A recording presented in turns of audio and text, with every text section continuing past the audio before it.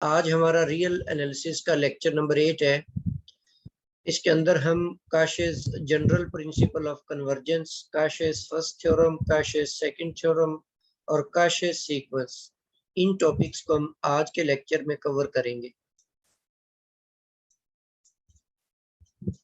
Ji, first of all हम study करते हैं काशिस जनरल प्रिंसिपल ऑफ कन्वर्जेंस।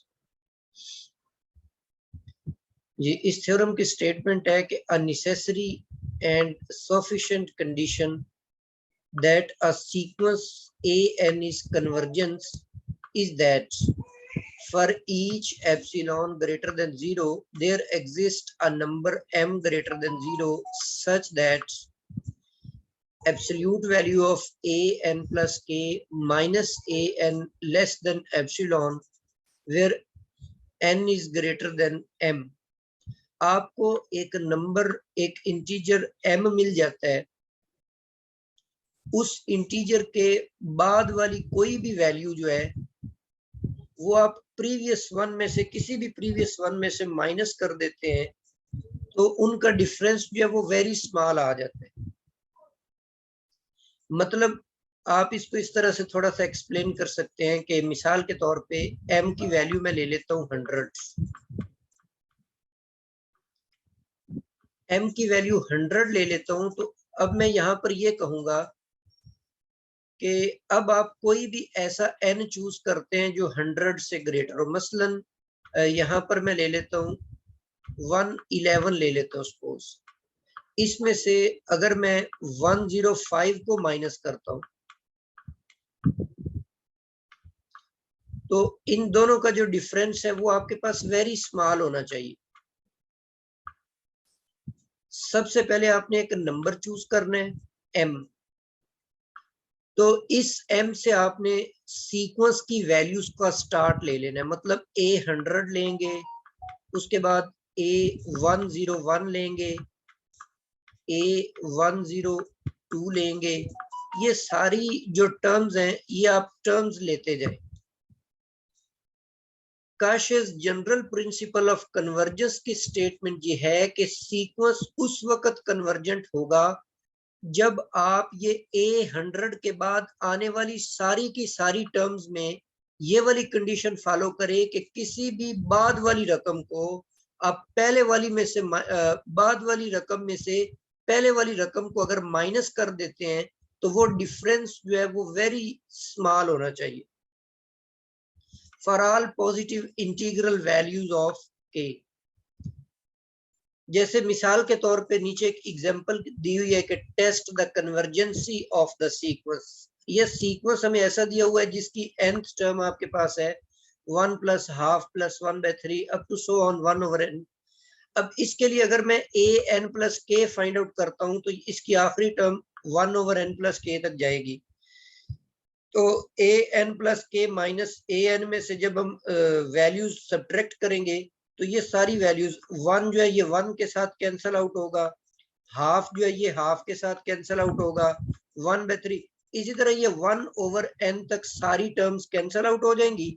बाकी 1/n प्लस 1 से लेकर 1/n प्लस k तक सारी रकमें जो है ये बच जाएंगी। अब यहाँ पर सपोज मैं k को चूज कर लेता हूँ। ये जो सेकंड नंबर पे वैल्यू है 1, इसको मैं n के इक्वल चूज कर लेता हूँ।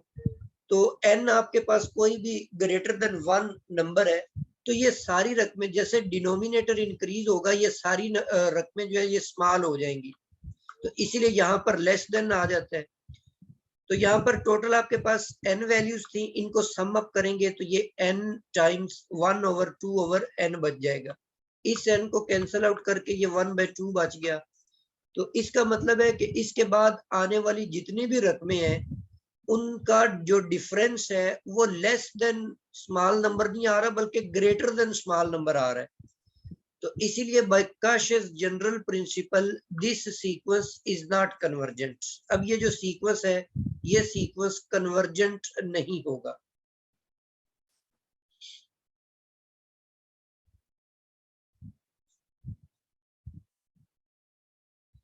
जी, नेक्स्ट आपके पास है Cauchy's theorems on limits. Cauchy's first theorem है पहले, अगर आपके पास कोई भी सीक्वेंस है a n, be a sequence such that limit n approaches to infinity a n is equal to l, then a1 plus a2 plus a3 plus up to so on a n divided by n is also approaches to limit l. इसको आप इस तरीके से भी कह सकते हैं कि अगर आपके पास एक सीक्वेंस है, कन्वर्जेंट सीक्वेंस है, और ये जो सीक्वेंस है ये कन्वर्ज कर रहा है लिमिट एल को, तो इसकी जो पहली nth टर्म्स का अरिथमेटिक मीन है, ठीक है, arithmetic mean of first n term कैसे लिखेंगे आप, a1 plus a2 up to so on an। जब आप n टर्म्स का अरिथमेटिक मीन निकालते हैं तो n पर डिवाइड करेंगे। ये जो अरिथमेटिक मीन है ना, ये भी उसी लिमिट को अप्रोच करेगा जिसको ये जो nth टर्म है सीक्वेंस की वो अप्रोच कर रही थी।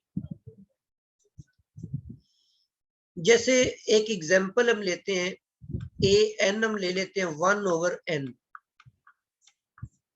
अब आपको पता है कि जब आप n इंफिनिटी लेते हैं, n अप्रोचेस टू इंफिनिटी लेते हैं, तो दिस सीक्वेंस कन्वर्ज टू 0।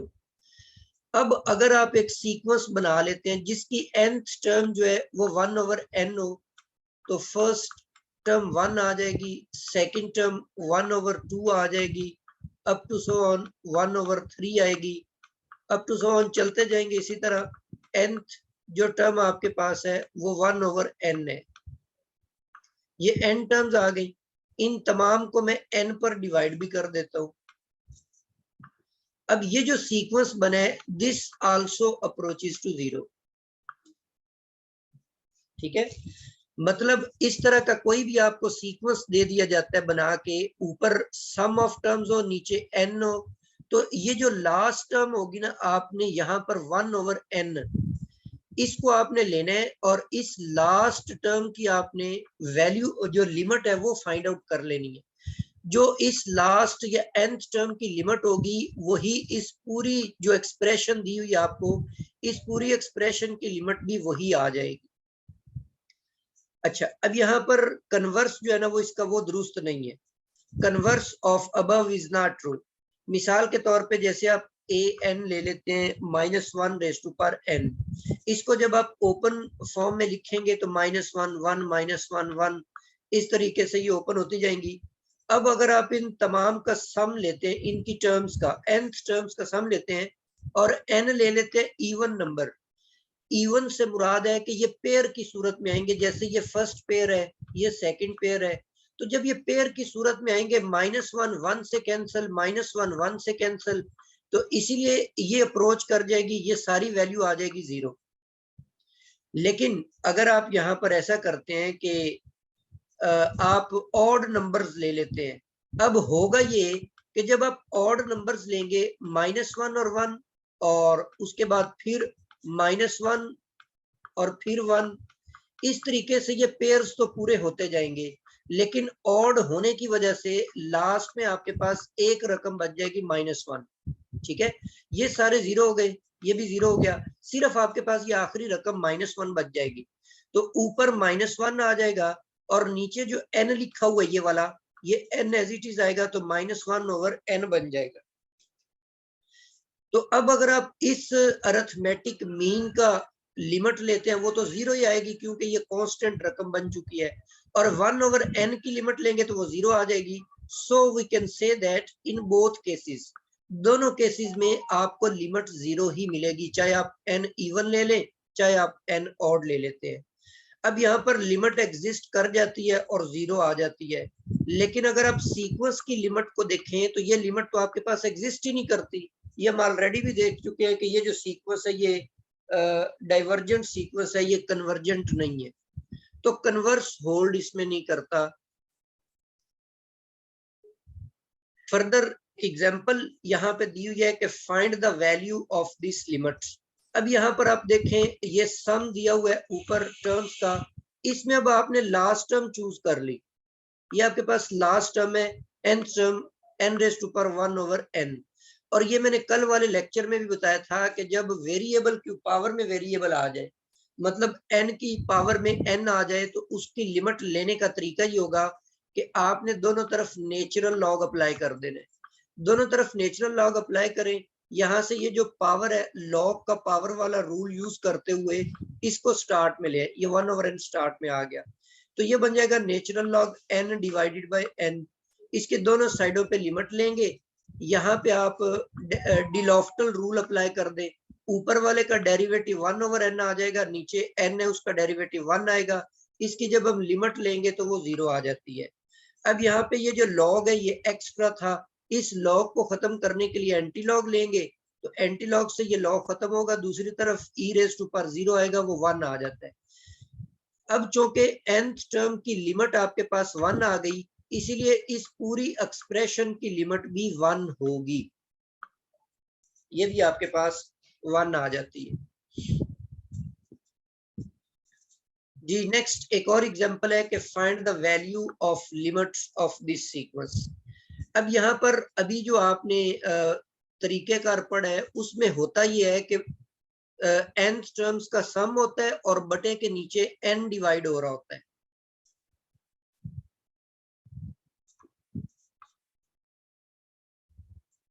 जी इन तमाम के नीचे जो n है ना वो मौजूद नहीं है, तो हम ऐसा करते हैं कि n से डिवाइड कर देते हैं और n से मल्टीप्लाई कर, या ऐसे कर ले कि इन तमाम टर्म्स में से आप n स्क्वायर कॉमन लें, यहाँ से n स्क्वायर कॉमन लेंगे, उसका स्क्वायर रूट कैंसिल होकर n आ जाएगा और यहाँ पर अब 1 ओवर n स्क्वायर बन जाएगा।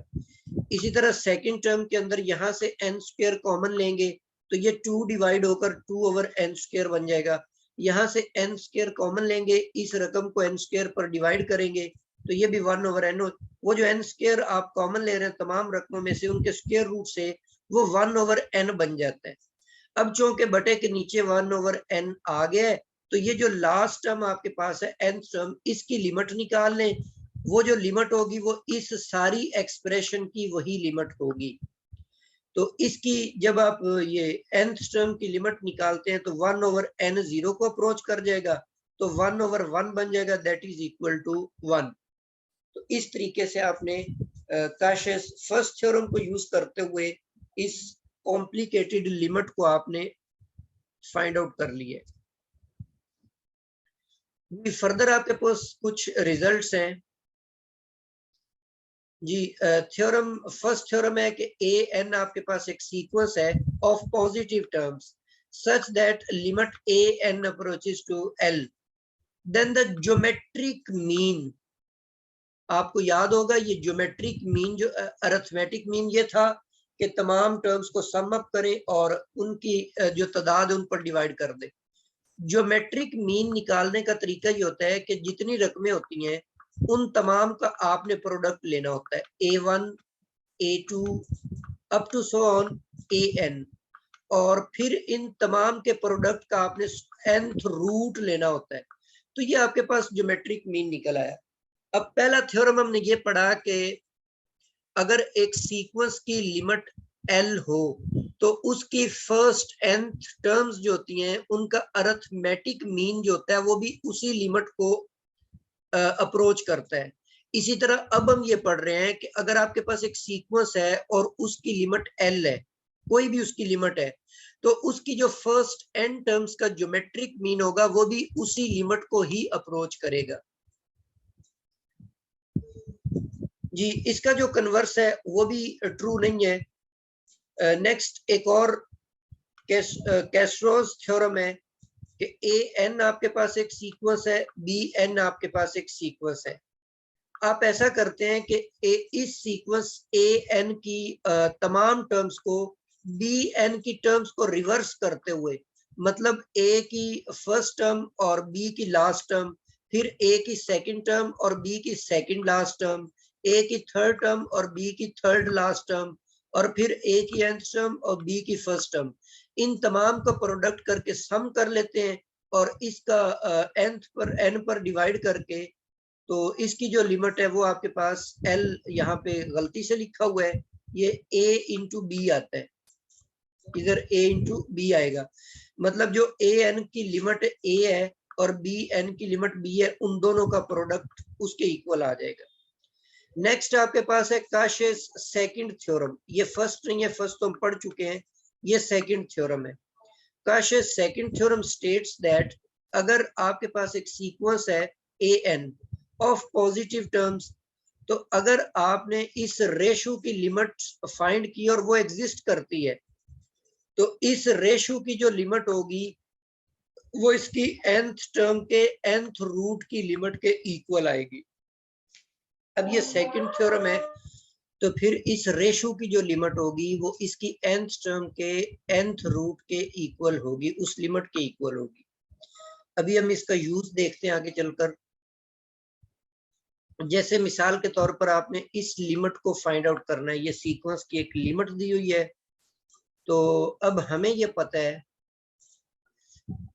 यहाँ पर, अब ये जो रकम है नीचे n जो है, ये रूट जो है इसके ऊपर नहीं लिखा हुआ, तो हम ऐसा करते हैं कि इसकी पावर में n भी ले लेते हैं और 1/n भी ले लेते हैं, ताकि वो जब कैंसिल होंगे तो वही आपके पास n बन जाए, तो n raise to power n आ जाएगा नीचे।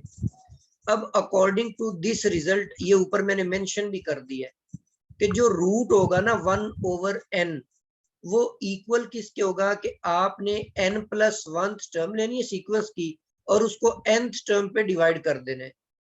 तो अब मैंने क्या करना है, इसको, ये मैंने n+1 ये पहले n तक था लास्ट टर्म, अब मैंने इसको n+1 तक लिया और नीचे भी n को रिप्लेस कर दिया n+1 से और पावर भी n+1, ये तो आ गई ऊपर un+1 वाली रकम। अब मैंने इसको डिवाइड करना था un से, क्योंकि ये बटे में लिखी हुई है, इसीलिए जो un वाली मतलब n टर्म है वो उलट हो जाएगी और n raise to power n ऊपर चला गया और ऊपर वाली रकम जो है वो नीचे आ गई। अब यहाँ से देखें जो कैंसिल होती है उनको कैंसिल करें, m+1 ये m+1 से कैंसिल हो जाएगी, m+2 भी कैंसिल हो जाएगी और m+n तक सारी रकमें जो है ये कैंसिल हो गई। n raise to power n जो है, अगर आप यहाँ से n raise to power n common ले लेते हैं तो वो इस n इससे कैंसिल हो जाएगा, और ये जो इसकी पावर 1 भी है n भी है वो मैंने सेपरेट की, n+1 आ गई और यहाँ पर ये आ गई। अब इसमें से ऐसा करें कि ऊपर वाली रकम में से आप n+1 को कॉमन निकाल लें, उसको इस n+1 से कैंसिल करने के बाद लिमिट अप्लाई करेंगे तो नीचे e बन जाएगा और ऊपर आपके पास ये m/n+1 है, m/इंफिनिटी बन जाएगा, वो 0 होता है, तो 1/e इसकी लिमिट निकल आई है। तो यहाँ पर हमने सेकंड जो काशेस सेकंड थ्योरम है वो अप्लाई करके एक कॉम्प्लिकेटेड लिमिट को इवेलुएट कर लिया। नेक्स्ट आपके पास है काशेस सीक्वेंस। जी, काशेस सीक्वेंस क्या होता है? A sequence an is said to be Kashi sequence if for every epsilon greater than 0 there exists a number n naught such that am minus an is less than epsilon for all mn greater or equal to n naught। Basically इस lecture के start में जो आपने काशेस general principle of convergence देखा है ना, तो ये तकरीबन वही सारी डेफिनेशन है कि आपने क्या किया, एक सीक्वेंस आपके पास है, मतलब a1 a2, ठीक है, इसी तरह अप टू सो ऑन चलते जा रहे हैं। यहाँ पर हमें कोई टर्म मिल जाती है am और इसके बाद अगली रकम आएगी am+1, ठीक है, am+ up to so on. अब यहाँ पर वो ये कहना चाह रहा है कि m और n ये दोनों टर्म्स आपने लेनी है ग्रेटर और इक्वल टू n नॉट। मैंने इसको m लिख दिया है, इसको आप n नॉट कर लें, n नॉट। तो अब यहाँ से n नॉट के बाद वाली जितनी भी रकमें हैं उनमें से कोई भी दो रकमों का जब आपने डिफरेंस लेना है तो वो difference should be very small. In other words, एक खास टर्म के बाद एक खास रकम के बाद जो सीक्वेंस की रकमें हैं वो आपस में एक दूसरे के करीब आना शुरू हो जाए। जो लिमिट का कंसेप्ट था वो ये था कि एक खास नंबर के पास आना शुरू हो जाए, लेकिन काश सीक्वेंस के अंदर ऐसा है कि जो टर्म्स हैं वो आपस में एक दूसरे के पास आना शुरू हो जाए, उनके दरमियान जो डिस्टेंस है वो बहुत ही कम हो जाए, वो एक दूसरे के पास आ जाए। तो ऐसे सीक्वेंस को हम काश सीक्वेंस का नाम देते हैं। इसकी एग्जांपल है जैसे 1/n है, ये काश सीक्वेंस है। मतलब इसके लिए आप ये कोई भी टर्म्स लें, ए एम लेंगे तो ए एम बन जाएगा, और उसके बाद आप -1/n कर लें। ठीक है, इसको आप इवेलुएट करेंगे तो ये लेस देन 1/m आ जाएगा और +1/n आ जाएगा। अब आप कोई भी m और n चूज करते हैं n0 से ग्रेटर, n0 एक नेचुरल नंबर है, तो इसका ऐसा मतलब ये है कि m और n जो है ये अगर वेरी लार्ज हो जाते हैं तो ये जो रिजल्ट है ये आपके पास 1 लेस देन एप्सिलॉन आ जाता है। तो ये काशे सीक्वेंस है। इसी तरह n+1/n जो है ये भी एक काशे सीक्वेंस है, 1+1/n।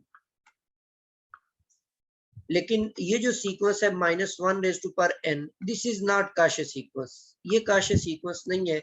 उसकी वजह ये है कि जैसे मिसाल के तौर पे मैं m चूज कर लेता हूं कि m जो है ये n+1 के इक्वल है, मतलब nth टर्म ले लेते हैं और n+1 टर्म ले लेते हैं।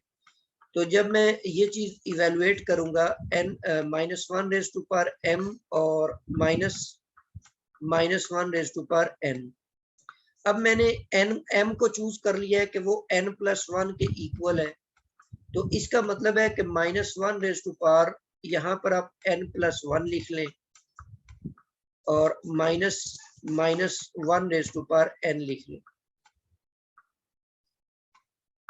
जी, अब इसके अंदर से आप -1n को जब आप कॉमन लेते हैं, कॉमन चूज कर लेते हैं, तो इसकी एब्सोल्यूट वैल्यू आ जाएगी और बटे ये इसके अंदर बच जाएगा -1 और -1, तो ये बन जाता है इस नेगेटिव के एब्सोल्यूट से ये नेगेटिव खत्म हो जाएगा, तो यहाँ पर ये 2 के इक्वल आ जाता है।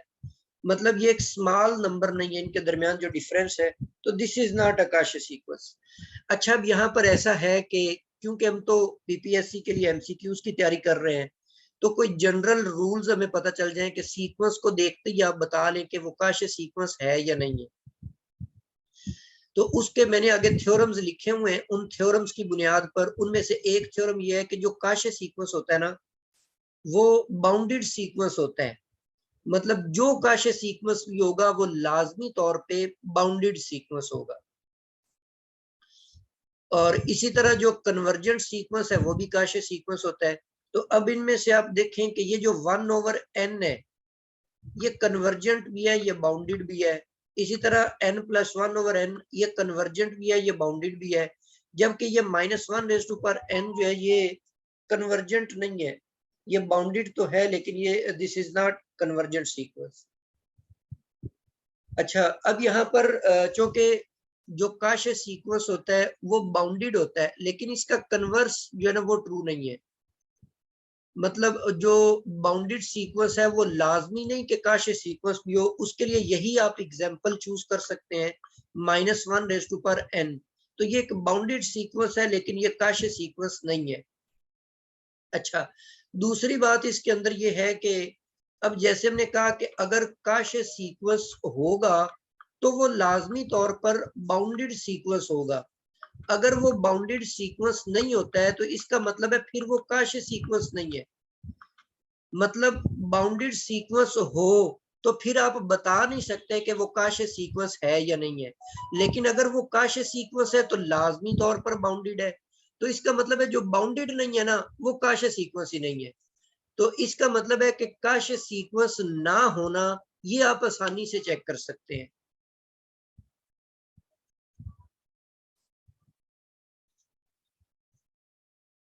जी, नेक्स्ट कुछ रिजल्ट्स हैं कि अगर आपके पास ए एन एक सीक्वेंस है, बी एन एक दूसरा सीक्वेंस है, ये दोनों काशे सीक्वेंसेस है, then the following are also Cauchy sequences. जी फर्स्ट वन है कि उनका जो सम होगा काशे सीक्वेंसेस का जो सम है वो भी काशे सीक्वेंस होता है, उनका जो डिफरेंस है वो भी काशे सीक्वेंस होता है, उनका जो प्रोडक्ट है वो भी काशे सीक्वेंस होता है, उनका जो क्वोशंट है वो भी आपके पास काशे सीक्वेंस होता है। लेकिन ये क्वोशंट के लिए एक कंडीशन ये भी दी हुई है, एक्स्ट्रा कंडीशन है कि जो बी एन होगा, बी एन की जो लिमिट है ये नॉन जीरो होनी चाहिए, ये जीरो नहीं होनी चाहिए, तब तो आप ये क्वेश्चन डिफाइन ही नहीं कर सकेंगे ना। अच्छा थ्योरम नंबर 2 है कि every Cauchy sequence of real number is convergent. हर काशे सीक्वेंस जो होता है वो कन्वर्जेंट होता है। अब यह फंक्शनल एनालिसिस जब हम पढ़ रहे थे वहां पर हमने कंप्लीट स्पेसिस का कंसेप्ट काशे सीक्वेंस की टर्म्स में उसको समझा था कि कोई भी स्पेस आपके पास कंप्लीट तब होती है जब उसके अंदर मौजूद हर काशे सीक्वेंस कन्वर्जेंट होता है। तो इसका मतलब है कि एक जनरल सा असूल ये है कि जो काशे सीक्वेंस होता है ना, हर काशे सीक्वेंस लाजमी नहीं वो कन्वर्जेंट हो, ये लाजमी नहीं होता।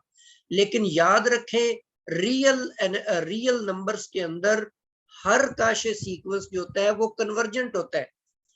और कंप्लीट स्पेस की डेफिनेशन हमने ये पढ़ी थी कि कंप्लीट स्पेस वो होती है जब उसके अंदर हर काशे सीक्वेंस कन्वर्जेंट हो। तो जो रियल नंबर्स का सेट है ये कंप्लीट सेट है, तो इसी वजह से इसके अंदर आप जो भी काशे सीक्वेंस लेंगे वो लाजमी तौर पर कन्वर्जेंट होगा। जो बाकी स्पेसिस हैं उनके अंदर ये जनरली ये रूल नहीं है। ये बात ये फर्क जहन में रखें कि हर काशे सीक्वेंस जो होता है वो कन्वर्जेंट नहीं होता। लेकिन जब आपको रियल नंबर्स की बात की जाए तो रियल नंबर्स के अंदर हर काशे सीक्वेंस जो होता है वो कन्वर्जेंट होता है। क्यों होता है?